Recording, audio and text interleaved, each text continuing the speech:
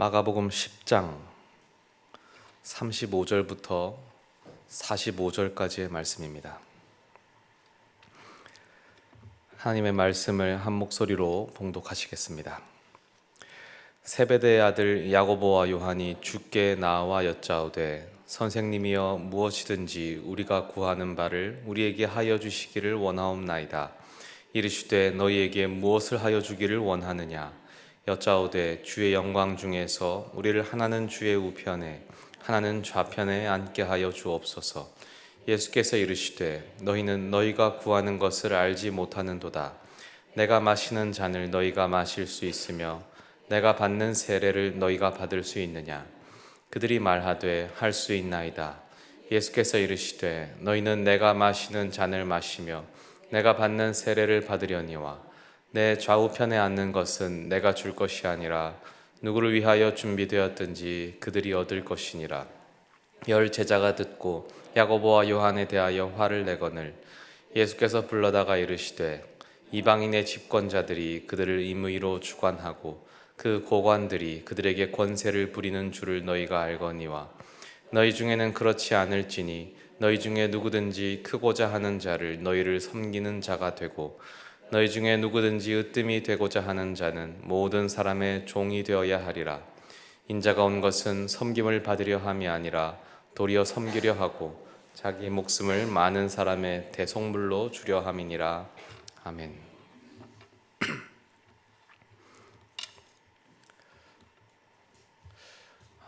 사랑받는 데는 이유가 있습니다. 우리가 각자 좋아하는 것이 다르고 취향이 다르고 그렇죠. 그래서 가볍게 좋아하는 것에서부터 정말 사랑하는 것에까지 스펙트럼이 이렇게 넓은데, 근데 그 모든 것에는 다 이유가 있습니다. 이유 없이 뭐 좋아하는 것은 없죠. 예를 들어서 음식에도 다 호불호가 있고 취향이 다 있습니다. 그래서 그게 왜 좋으냐 하면 이유가 다 있게 마련입니다. 나는 뭐 이유 없이 좋다 뭐 이런 거는 사실 없습니다. 단지 뭐 이유를 설명할 수 없을 뿐이지 사실은 다 이유가 있는 겁니다. 그래서 요즘에 뭐 먹방 유튜버들이 많은데 그 먹방 유튜버들 중에는 음식의 맛을 잘 설명하는 유튜버들이 많습니다. 그래서 그들은 잘 먹기도 하지만 이 음식이 왜 맛있는지 어떻게 맛있는지를 설명을 자세하게 합니다. 그래서 뭐 식감이 어떻고 뭐 질감이 어떻고 그래서 첫맛과 끝맛이 뭐 어떻다느니 이런 설명을 막 하죠. 그래서 보다 보면 맞아, 그래서 내가 저걸 좋아해 라든가 아니면 보다가 나도 한번 먹어보고 싶다 라든가 이런 감정을 느끼게 됩니다. 제 아내가 먹방 유튜브를 종종 즐겨 보는데 저희 집 셋째 아이랑 같이 누워서 봅니다. 아시는 분은 아시겠지만 이 셋째 아이가 덩치가 좀 큽니다. 그래서 잘 먹는데 둘이서 누워서 종종 보는데 셋째 아이는 이렇게 침을 질질 흘리면서 봅니다. 그런데 이게 먹방 유튜브 소리가 쩝쩝쩝 거리면서 보잖아요. 가만히 있다 보면 거기서 쩝쩝쩝 거려서 뭔가 하고 보면 이 먹방을 보고 있는 거예요. 저는 도대체 그걸 왜 보냐, 차라리 나를 봐라 하면서 제가 일부러 옆에 가서 쩝쩝쩝거리면 아주 싫어하죠. 그래서 이게 무조건 쩝쩝거린다고 좋은 건 아니구나, 좋아하는 데는 다 이유가 있구나 라는 걸 느낍니다. 지난 주말에 결혼식을 참석했다가 한 성도님과 대화를 나누었는데 그 성도님께서 자매 중에 동생이신데 어머니께서 항상 본인보다 언니를 더 사랑하셨다는 겁니다. 잘 몰랐는데 이제는 잘 아시겠답니다. 왜냐하면 그 언니가 항상 어머니께 순종적이고 말을 잘 듣고 죽으라면 죽는 신용까지 할 정도로 말을 잘 들었는데 본인은 아주 방골 기질이 강해서 말을 잘 안 들었다고 하셨습니다. 이 이야기가 담고 있는 것도 결국 사랑받는 데는 이유가 있다라는 것이죠. 사실 부모가 다 그렇습니다. 부모도 인간이기에 어쩔 수가 없는 면이 있죠. 아이를 키우다 보면 마음이 더 가는 아이가 있고 좀 덜 가는 아이가 있을 수가 있습니다. 물론 다 똑같은 자식이고 똑같이 대하려고 하지만 어느 정도 차이가 있을 수가 있죠. 그리고 한 아이를 대할 때에도 한 아이에게도 더 사랑이 샘솟을 때가 있고 어느 때는 보기만 해도 그냥 밉상 덩어리일 때가 있지 않습니까? 어떻게 저런 게 내 배에서 나왔나 할 때가 있죠. 특히 아이가 어릴 때에는 잠잘 때 어떻게 그렇게 사랑스러운지 사랑이 막 샘솟죠. 근데 1시간, 2시간 애가 악을 그렇게 바락바락 쓰면 정말로 밉습니다. 그러다가도 아이가 새근새근 잠들면 어떻게 이렇게 천사 같은 아이를 내가 미워했을까라고 하면서 회개하고 잘해야겠다라는 마음을 또 다짐하게 되지 않습니까? 요즘 저희 아이들은 좀 많이 커가지고 사실 이제는 좀 사랑받을 이유를 찾기가 좀 어려운 나이가 되어가고 있습니다. 아들이 셋이니까 전 잘 모르겠어요. 이게 요즘 걔들은 MZ세대는 아니겠죠. 요즘 트렌드인지 얘들도 공정과 정의를 너무 외칩니다. 이건 공정하지 않다. 이건 공정하지 않잖아를 너무 많이 외치니까 아주 골머리가 아픕니다. 왜 형은 저렇게 하고 나는 이렇게 하냐? 왜 쟤는 이렇게 하냐? 근데 다들 하시는 말이 차라리 지금이 낫다. 조금 더 크면 더 밉답니다. 더 미울 짓만 하니까 사랑받을 이유를 찾기가 더 어려워진다라고 하시죠. 그러니까 부모랑 뭐 있으려고도 안 하고 이쁜 짓도 안 하고 심부름도 안 하고 더 대들기만 하고 그러니까 지금 드는 생각은 그냥 빨리 군대 나갔으면 좋겠다. 오늘 본문을 한번 보시면 주인공이 야고보와 요한인데 둘은 형제지요. 근데 역시 형제라서 그런지 의리가 있습니다. 둘이 작당해서 예수님께 나와서 로비를 하는데 선생님, 우리가 긴밀하게 특별한 문제를 부탁드리려고 합니다. 꼭 좀 들어주십시오. 뭐냐라고 했더니 37절에 여짜오되 주의 영광 중에서 우리를 하나는 주의 우편에 하나는 좌편에 앉게 하여 주십시오. 이 요청에 예수님께 대답하시는데 너희가 지금 무엇을 요청하는지 알지 못한다. 내가 마시는 잔을 너희가 마실 수 있겠으며 내가 받는 세례를 너희가 받을 수 있겠느냐. 왜 이렇게 대답하셨냐면 지금 예수님이 생각하는 것과 야고보와 요한이 생각하는 것이 너무나 다르기 때문이죠.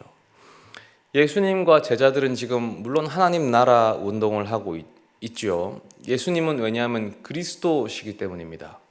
그리스도라는 말이 우리가 잘 알지만 헬라어로는 헬라어로 그리스도시요. 이 말이 히브리어로 하면 메시아입니다. 같은 말입니다. 그리스도가 이름이 아니고 명칭인데 직위죠. 메시아인데 이 뜻은 기름 부음을 받은 자, 즉 왕, 정치적인 왕을 뜻하는 말입니다. 예수님은 왕으로 즉위하실 분입니다. 그래서 영광을 받으셔야 되죠. 이 영광이란 바로 그 즉위식의 순간을 말하는 겁니다. 그래서 영광, 주의 영광 받으실 때에 그런데 예수님의 이 즉위식은 십자가에서 이루어지지요. 고통받는 왕의 모습으로 완성됩니다. 그 결말을 우리는 이미 알고 있죠. 그래서 주의 우편과 좌편에는 십자가에 달리는 그 강도들이 차지하게 됩니다. 근데 야고보와 요한은 전혀 다른 모습을 상상하고 있습니다. 그들은 세속적인 황제의 즉위식을 상상한 거예요. 왜냐하면 실제 황제의 즉위식 때에는 왕이 그 영광의 보좌에 앉을 때에 제국의 2인자와 3인자가 우편과 좌편에 함께 이 좌정에서 앉기 때문입니다. 그것이 즉위식 순서에 포함이 됩니다. 그래서 야고보와 요한은 그 장면을 상상하면서 그 자리를 보장해 달라는 로비를 지금 하는 것입니다. 그래서 예수님은 너희 나랑 같이 십자가에 달릴 수 있겠어? 라고 물어보셨는데 야고보 요한은 전혀 다른 것을 상상하면서 우리 할 수 있습니다 라고 한 것이고 그래서 예수님 대답하십니다. 그래, 너희는 대답대로 내가 마시는 잔을 마시고 내가 받는 세례를 받을 거야. 하지만 내 좌우편에 있는 자리는 내가 줄 것이 아니라 예비된 그 사람들이 받게 될 것이다. 이렇게 계획된 로비는 사실 실패했습니다. 10명의 제자들은 화가 났습니다. 그러나 사실 예수님도 속이 많이 상하셨을 겁니다. 왜냐하면 지금 맥락상 너무 어이없는 시점에서 야고보와 요한이 이 로비를 시도했기 때문입니다. 오늘 본문 바로 앞에 32절에서 34절에는 예수님께서 당신의 죽음에 대해 알려주시는 장면이 나옵니다. 지금 시기는 예루살렘에 당도하기 직전이었고 예수님께서는 이제 예루살렘에 도착하면 무슨 일이 벌어질지 가르쳐 주십니다. 왜냐하면 제자들은 단체로 지금 엉뚱한 것을 기대하고 있기 때문입니다. 이제 예루살렘에 도착하면 이스라엘 나라가 회복될 것이다. 정치적인 하나님 나라가 이루어질 것이다. 우리 예수님이 왕이 되실 것이다. 이런 기대를 안고 있죠. 그래서 예수님이 차분히 설명하십니다. 그게 아니다. 예루살렘에 도착하면 나는 죽게 될 거다.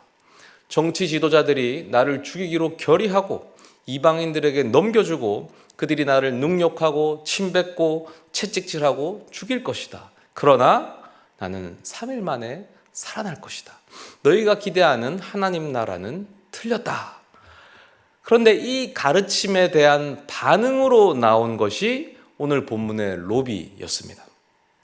나 죽으러 간다 했더니 예수님 왕이 되시면 우리를 그 좌우편에 가장 높은 자리에 좀 앉혀주십시오 라고 한 것이죠. 도무지 말을 알아듣지를 못하는 거예요.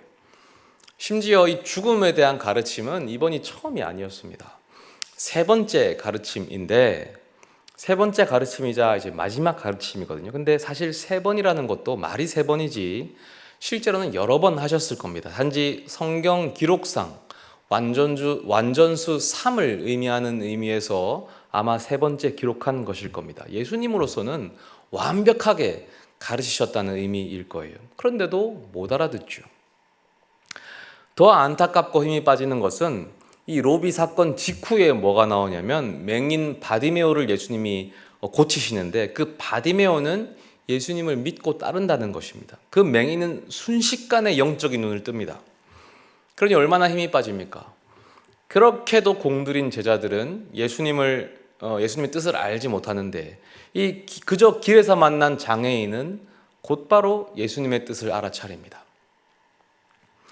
제가 이 본문을 오늘 선택한 이유는 바로 이 어이없는 로비를 한 장본인이 다른 사람도 아닌 사도 요한이기 때문입니다. 사도 요한이 누굽니까? 예수님의 가장 많은 사랑을 받은 사도입니다. 주님의 사랑받은 제자 요한. 오늘 사건을 보면 얼마나 답답하고 속이 상하고 정말 밉겠습니까? 그런데 요한이 가장 많은 사랑을 받았습니다. 사랑받는 데는 이유가 있죠. 그러면 사도 요한이 사랑받은 이유는 무엇일까요? 도무지 이유가 없어 보이지 않습니까? 오히려 이 밉상 덩어리였는데 예수님이 어째서 12제자 중에 요한을 가장 사랑하셨을까요? 그 이유는 요한이 가장 문제가 많았기 때문입니다. 오늘 본문 보십시오. 그는 말썽 덩어리였습니다. 우리 주님의 사랑은 정반대입니다. 가장 사랑받을 이유가 없는 자를 가장 사랑하십니다. 그것이 이 요한을 통해서 드러납니다. 한번 제가 자세히 보겠습니다. 사도 요한은 정말 사랑을 많이 받았는데 그래서 심지어 우리가 사랑의 사도라고 부르지요. 이게 사랑의 사도인 이유는 사랑을 많이 강조해서이기도 하지만 그만큼 사랑을 많이 받아서이기도 합니다. 많이 사랑받은 자가 사랑을 많이 할 수 있죠.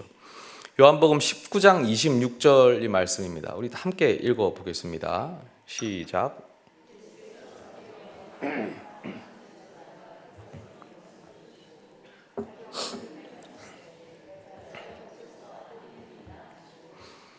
자, 여기 나오죠. 사랑하시는 제자. 요한은 가장 사랑받는 제자였습니다. 근데 이것은 혼자만의 착각도 아니었습니다. 그러니 예수님도 요한을 가장 신뢰하시죠. 그래서 돌아가시는 마지막 순간에 육신의 어머니에게 요한을 아들로 생각하라라고 부탁하십니다. 그 말은 요한에게 어머니를 맡긴 것이죠. 어머니를 잘 보살펴달라라고 하신 것입니다. 요한이 유대인입니다. 유대인이 하나님을 얼마나 경외했는지 잘 아실 것입니다. 하나님을 얼마나 경외하고 두려워했는지 유대인들은 하나님의 이름을 부르는 것조차 두려워했습니다. 아예 이름을 부르지 않았습니다. 하나님에게는 이름이 있습니다. 야훼라는 이름이죠. 이것이 우리 성경에는 여호와라고 나와 있습니다. 사실 이건 잘못 번역된 것인데 여기에도 사연이 있습니다. 히브리어는 기본적으로 모음이 없고 자음만 있습니다. 그러니까 기역, 니은, 디귿, 리을 자음만 있고 아야, 어여 모음은 없습니다. 나중에 십몇 세기 와서 붙여지는데, 그래서 하나님의 이름도 자음 네 글자만 있습니다. 이것을 신성 네 글자, 신성 사 글자라고 하는데, 문제는 유대인들이 하나님을 너무나 경외해서 이 네 글자를 발음하지 않았습니다. 성경에서 이 네 글자가 나오면 그저 주님이라고만 불렀습니다. 그래서 이 주님이라는 칭호는 오직 하나님께만 올려드리는 칭호였습니다. 그런데 이렇게 너무 오랜 세월 부르다 보니까 하나님의 이름이 상실됐습니다. 까먹은 거예요. 모세에게 알려주셨는데 그 이름을 잃어버린 거예요. 모음이 없기 때문에. 그래서 하나님의 이름을 그 초성 퀴즈 아시죠? 초성 퀴즈처럼 맞춰야 되는 상황이 벌어진 거예요. 그래서 처음에는 이걸 추측하다가 이게 여호와겠다라고 했던 겁니다. 나중에 학자들이 이거를 이제 연구하고 고민해 보니까 그게 아니라 야훼가 맞다라고 해서 이제 우리가 야훼라고 알게 된 거예요. 그런데 이미 성경책에 다 여호와라고 번역되어 있기 때문에 놔두는 거예요. 그래서 하나님의 사실 이렇게 존함이라고 해야 될까요? 이것은 야훼가 더 정확하다라고 봅니다. 아무튼 말씀드리고자 하는 것은 유대인들이 그 정도로 이 여호와 하나님에 대한 지극한 경외심을 가지고 두려움을 갖고 있었다는 거예요. 그래서 하나님의 이름조차 부르지 않았는데, 요한이 그 유대인인데 요한이 뭘 하냐면 대범하게도 하나님에게 별명을 붙여 드리죠. 별명을 붙인다는 것은 아주 친근한 사이에 붙이는 것입니다. 친구 사이에. 그렇죠. 어색하거나 두렵거나 그런 사이에서는 감히 할 수 없는 행동인데, 요한이 하나님의 별명을 붙이는데 뭐라고 붙이냐면 요한일서 4장 8절에 사랑하지 아니하는 자는 하나님을 알지 못하나니 이는 하나님은 사랑이심이라. 하나님은 사랑이시다. 요한이 하나님에게 별명을 붙이는데 하나님은 사랑이다 라고 붙여버립니다. 요한이 얼마나 예수님과 깊은 친밀한 관계를 가졌는지를 알 수 있는 대목이에요. 그런데 오늘 우리가 본문에서 본 것처럼 요한은 그 정도의 사랑받을 이유가 없었다는 거예요. 그것은 오늘 본문의 단발적인 사건만이 아니었습니다. 요한은 예수님이 좋아하실 만한 성품과는 거리가 아주 멀었습니다. 그의 별명이 우레의 아들인데, 우레라는 것은 천둥, 벼락이거든요. 천둥의 아들. 예수님이 직접 지어주신 별명입니다. 그것은 그의 성질이 아주 벼락 같다라는 것입니다. 얼마나 말썽을 많이 피웠으면 별명을 그렇게 지어주시겠습니까? 실제 그의 벼락 같은 성질, 욱하는 성질이 한번 기록되어 있는데, 사마리아 마을을 지나갈 때 그 마을이 예수님 일행을 거절했습니다. 환대하지 않죠. 그랬더니 다른 사람 다 가만히 있는데 요한이 열이 받아가지고 예수님께 말합니다. 예수님, 허락하신다면 하늘에서 불벼락이 떨어지게 해서 이 마을을 모조리 진멸해 버리겠습니다. 용서와 사랑과 화해를 전하러 온 예수님의 제자가 도대체 이게 무슨 망발입니까? 그런데 잘 보면 예수님의 수제자라고 하는 것들이 다 그 모양이에요. 오늘 로비 한 게 야고보와 요한 2명이죠. 거기다가 플러스 베드로 더하면 수제자 3명입니다. 베드로가 얼마나 실수를 많이 하는지 우리 잘 알죠. 12제자 중에 가장 형편없는 3사람이 그 3명 수제자입니다. 가장 사랑 많이 받은 3명, 특별 대우받은 3명입니다. 이게 어떻게 된 일일까요? 하나님은 못난 자들을 사랑하시기 때문입니다. 하나님은 사랑받을 이유가 없는 자들을 사랑하십니다. 약하고 못나고 부족한 자들을 사랑하세요. 사랑받을 자격이 도무지 없는 자들을 사랑하세요. 사랑받을 자격이 있어서 받는 사랑은 그것은 당연한 것이고 권리입니다. 그러나 하나님의 사랑은 자격 없는 자에게 주어집니다. 그래서 이것을 우리가 은혜라고 하는 것입니다. 제 개인적인 이야기를 좀 들려드리려고 합니다. 제가 저희 부부가 첫째 아이를 임신했을 때 첫 임신이고 첫 경험이다 보니까 많은 것을 모르고 다 어설펐죠. 그래서 병원에서 하라는 거 다 하고 뭐 온갖 검사를 다 받았습니다. 태아에 대한 검사도 다 시키는 대로 받았죠. 어느 날 제가 퇴근을 하고 집에 왔는데 아내가 막 너무 서글프게 울고 있는 겁니다. 그래서 무슨 일인가 싶었습니다. 무슨 일이냐 했더니 병원에서 막 전화를 받았는데 뱃속에 아이가 장애가 있을 수도 있다라고 하면서 그 연락을 받았다는 거예요. 저 깜짝 놀랐죠. 너무 날벼락 같은 소식이었습니다. 하늘이 무너지는 것 같았습니다. 순간 이렇게 시야가 휘청이는 것 같았는데 저는 아무렇지 않은 듯 정확히 말해봐라 무슨 일이나 했더니 그 확률은 어떻게 되냐 했더니 사실 그렇게 높은 확률은 아니었습니다. 지금 제가 오래돼서 잘 기억은 안 나는데 뭐 몇십 분의 1? 뭐 그 정도 확률이었던 것 같아요. 아주 드문 확률로 뭐 다은 증후군의 아이가 태어날 수 있다는 정도의 소식이었습니다. 저는 호쾌하게 말했습니다. 야, 그 정도면 너무 확률이 낮다. 괜찮다. 아무 걱정하지 마라 라고 아내를 달래줬는데 사실은 저도 염려가 됐죠. 혼자 걱정을 많이 했습니다. 도대체 이걸 왜 알려주는 걸까? 이 검사를 왜 하는 걸까? 뭐 아기를 지우자는 건가? 지우지도 않을 것인데 왜 이거를 알려줘서 산모를 심리 상태에 악영향을 끼치고 이런 원망과 걱정과 고민을 막 했죠. 그리고 상상을 해봤습니다. 만약에 이 태어난 아이가 장애가 있으면 어떻게 해야 할까? 그 아이를 내팽개쳐야 하나? 버려야 하나? 아니면 뭐 지금 지워야 하나? 생각이니까 별 생각을 다 해봤죠. 그런데 전부 아니었습니다. 결국 결론은 만약 내 아이가 장애가 있고 부족하다면 나는 내 아이를 전력을 다해 사랑해야겠구나. 모자란 만큼 더 사랑해야겠다. 앞으로 남은 내 인생은 이 아이를 위해서 다 갈아 넣어야겠다 였습니다. 제가 그 당시 나름대로 꿈꾸던 인생의 목표가 있었죠. 이것도 하고 저것도 하고 저것도 해야겠다. 계획했던 것들이 있었는데 다 X가 쳐지더라고요. 이거 다 못하겠다. 안 해도 된다. 왜냐하면 내 자식이니까. 내 자식을 위해서 다 날려야겠다. 그게 당연하다라는 결론이었습니다. 이것이 하나님의 사랑이죠. 하나님의 사랑은 우리가 부족하고 연약하고 못나다고 해서 결코 우리를 외면하지 않습니다. 우리의 못남은 우리를 버리거나 우리가 미움받을 이유가 아니라 우리가 오히려 훨씬 더 사랑받을 이유가 됩니다.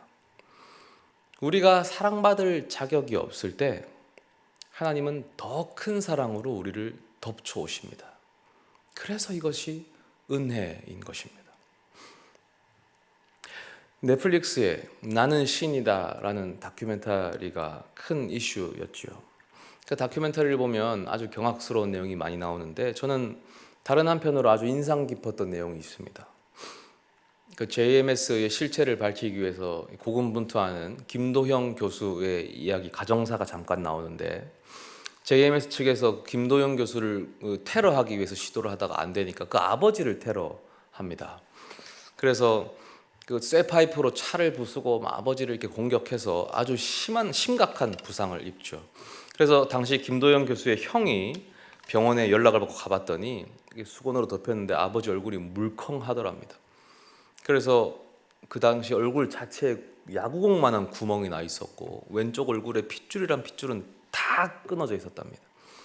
죽을 뻔한 걸 겨우 사셨던 거예요. 근데 그 아버지가 인터뷰를 하는데 우리 아들 김도영 교수, 우리 아들이 이렇게 안 당하고 차라리 내가 당해서 다행이다. 내가 이걸 안 당했으면 우리 아들이 당했을 거 아니냐. 차라리 내가 당해서 천만다행이다 라는 인터뷰를 했습니다. 제가 그걸 보는데 제 입장에 대입해 봤습니다. 제 아들이 셋이 있는데 제가 아까 말씀드렸죠. 미운 집만 골라 한다. 사랑받을 이유를 이제 유심히 찾아야 되는데, 그래도 제 자식이지 않습니까? 그러면 그 아들들이 두드려 맞는 거랑 제가 두드려 맞는 거랑 선택해라. 그러면 당연히 제가 두드려 맞죠. 100번을 고르라고 해도 100번 다 제가 두드려 맞습니다. 아무리 제 말을 안 듣고 미운 짓을 하고 나쁘다고 해도 못난 아들놈이라도 제가 두드려 맞죠. 우리 주님께서 그렇게 십자가에서 죽으신 거죠. 십자가에서 그 손과 발, 옆구리 다 뚫리시고 그 귀한 피를 흘리시면서 우리를 위해 죽으신 겁니다. 우리에게는 사랑받을 이유가 하나도 없었습니다. 오히려 너무 약하고 못나서 그렇게까지 죽으셔야 했던 겁니다. 우리가 뭐가 잘났습니까? 예배 나오는 거, 주일 예배, 새벽 예배, 수요 예배, 이게 그렇게 대단한 걸까요? 헌금 생활, 성경 읽는 거, 말씀 생활, 선행과 봉사, 친절, 물론 좋은 일입니다. 그러나 그것이 과연 하나님의 아들을 그렇게까지 비참한 지경에 이르게 할 정도로 가치가 있는 일일까요? 우리가 드리는 이 예배가, 찬양이 얼마나 아름답다고 우리의 창조주이신 그 하나님의 영광에 조금이라도 보탬이 된다고 생각하십니까? 우리 찬양팀 정말 실력이 좋고 우리의 찬양 소리가 아름답지만 아무리 아름다워도 세상에는 좋은 음악들이 너무나 많습니다. 그리고 그 음악과 비교하지 않더라도 이 자연 경관의 그 압도적인 그 아름다움의 신비와 비교해 보십시오. 하나님의 영광에 솔직히 말하면 1도 보탬이 되지 않습니다. 우리가 하는 것은 아무것도 아닙니다. 우리는 정말 아무것도 아니에요. 그런데 하나님은 우리의 이 부족함을 기뻐 받아주시는 거죠. 그래서 우리가 드리는 이 찬양과 헌신조차도 다 하나님의 은혜인 거예요. 제가 보면은 핸드폰에 보면 여기 스티커가 하나 붙어 있습니다. 이 스티커는 보이십니까? 화면 한번 잡아주시겠어요? 여기 보면은 화면을 한번 클로즈업 해주시겠어요? 여기 조잡한 스티커가 하나 붙어 있는데 보이십니까? 돼지들이 붙어 있습니다. 이거 둘째 아들이 붙여준 스티커입니다. 자기 딴에는 좋은 거라고 준 거죠. 아끼고 귀한 거 준 겁니다. 이게 좋겠습니까? 당장 떼고 싶어요. 그러나 붙여두죠. 우리의 예배가 이와 같습니다. 이거에 불과한 거예요. 네, 보이십니까? 당장 떼고 싶어.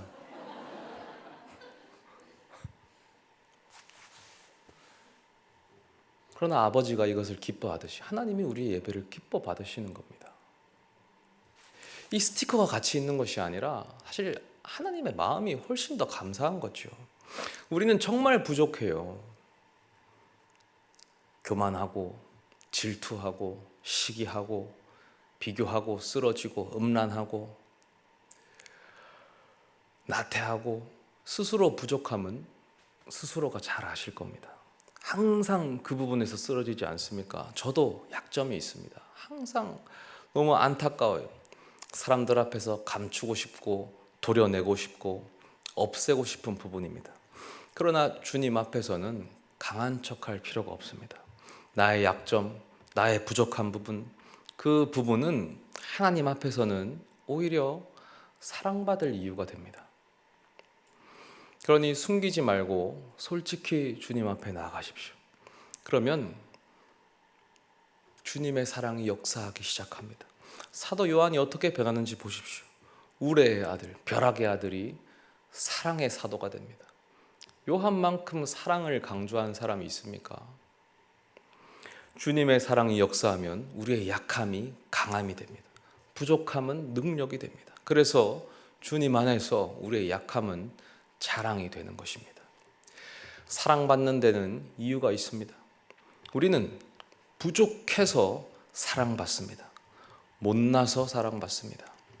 그래서 우리는 이 사랑을 은혜라고 부릅니다.